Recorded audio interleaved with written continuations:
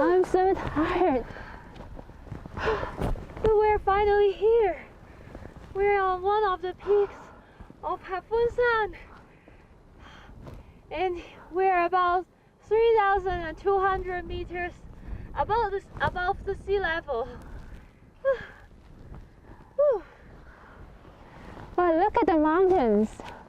They seem to be dipping towards the same direction. Yes, they do dip toward that side. Yes.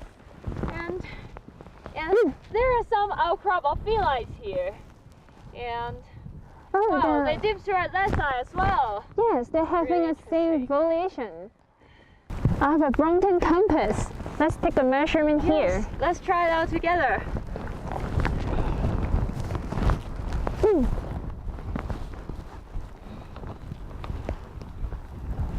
Shall we take this plane?